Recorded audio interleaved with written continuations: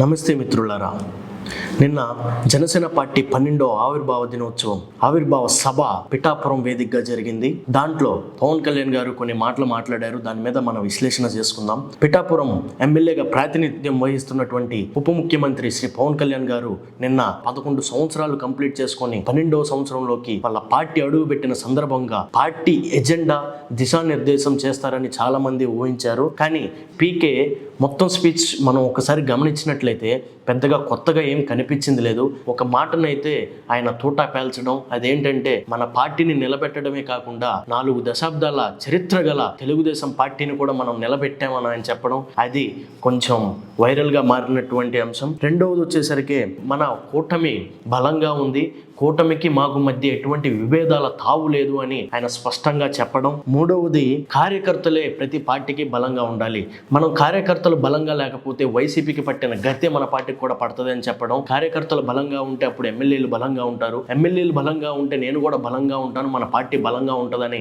ఆయన గంటా పదంగా చెప్పడం కూడా విశేషమైనది. ఇంకో మాటకు వచ్చేసరికి ఆయన భారతదేశం, దక్షిణ భారతదేశం, ఉత్తర భారతదేశం అని ఒక మాట మాట్లాడడం, అది ఆయన మెచ్యూరిటీ తగ్గిన మాట కాదని నేను అనుకుంటా ఉన్నాను. ఉత్తర భారతదేశం అని దక్షిణ భారతదేశం అని ఇలా దేశం ఫీలింగ్ తీసుకురావడం కరెక్ట్ కాదు అనడం. అసలు దేశం అంటే మొత్తం భారతదేశం అని చూడాలి, ఉత్తర భారతదేశం దక్షిణ భారతదేశం అని దేశం అనే విడదీసి మాట్లాడడం కరెక్ట్ కాదని ఆయన అనడం. మీకు ఇంకోసారి నేను ఒకటి గుర్తు చేసుకోవాలి. ఈ పవన్ కళ్యాణ్ గారే జనసేన పార్టీ స్థాపించిన తర్వాత 6-7 సంవత్సరాల క్రితం ఇదే పశ్చిమ గోదావరి, తూర్పు గోదావరి జిల్లా పర్యటనలో ఉన్నప్పుడు ఆయన అన్న మాట ఒకటి నేను గుర్తు చేయదలుచుకున్నాను.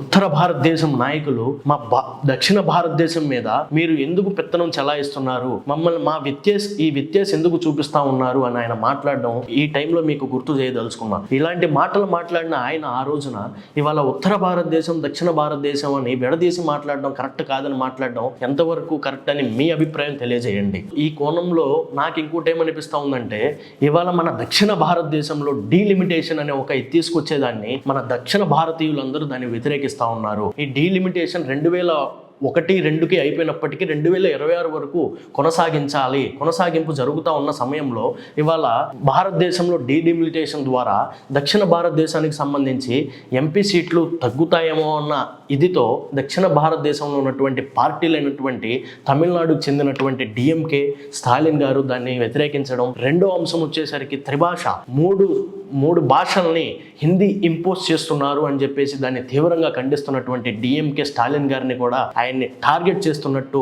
పవన్ కళ్యాణ్ గారు ఆయన స్పీచ్ లో నాకు నిన్న బాగా క్లియర్ గా మనకు కనబడతా ఉన్నది. కేవలం బీజేపీ ఎజెండాని, ఆ త్రిభాషా సూత్రాన్ని భుజాన మోస్తూ పవన్ కళ్యాణ్ గారు ఒక ప్రాంతీయ పార్టీ అయినటువంటి డిఎంకేని, స్టాలిన్ గారిని ఆయన టార్గెట్ చేస్తున్నట్టు మనకు క్లియర్ గా ఇక్కడ నిన్న ఆయన ఒక సభలో ఆయన మీటింగ్, ఆయన ప్రసంగంలో మనకు క్లియర్ గా కనబడతా ఉన్నది. ఆయన ప్రసంగంలో ఆయన ఇంకో మాట అన్నది ఏంటంటే, తమిళనాడులో తమిళీయులు సినిమాలు చేస్తారు, ఆ తమిళ సినిమాలను హిందీలో కూడా మరి డబ్బింగ్ చేసుకొని రెవెన్యూ జనరేట్ చేసుకొని చాలా డబ్బులు సంపాదిస్తున్నారు.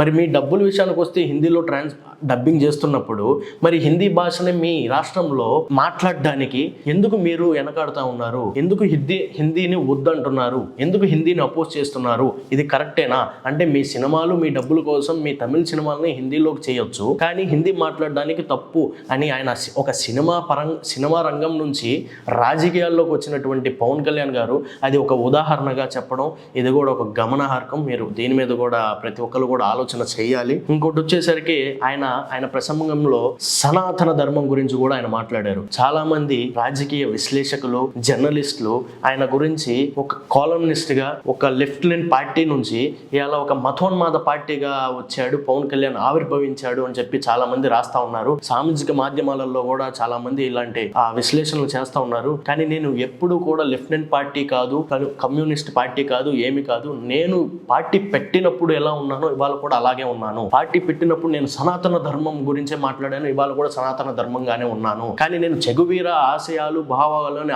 ఆ రోజు చెగువీరా గురించి మాట్లాడడానికి గల కారణం ఆయన ఒక మానవత్వం నాకు నచ్చింది, అంతే తప్పించి ఆయన మావోయిస్తాను అవి నాకు నచ్చలేదు.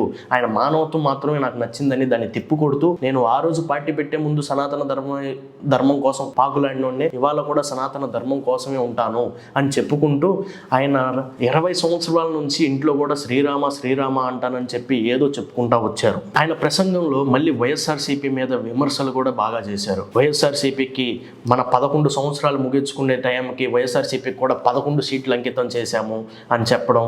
మా నాన్నగారే ముఖ్యమంత్రి కాదు, ఓన్లీ ముఖ్యమంత్రి కొడుకులే పార్టీ పెట్టాలని లేదు, బాబాయిని చంపిన వాళ్ళే పార్టీ పెట్టాలని లేదు, నేను దేశం కోసం పార్టీ పెట్టాను, మీ అందరికి మంచి చేయడానికి పార్టీ పెట్టానని ఎన్నో విమర్శలు వైఎస్ఆర్సీపీ మీద కూడా చేయడం గమనార్హం. నిన్న ఆవిర్భావ సభ ఆయన పూర్తి ప్రసంగంలో గంటన్నర ప్రసంగంలో ఆయన కొత్తగా మాట్లాడింది ఏం లేదు.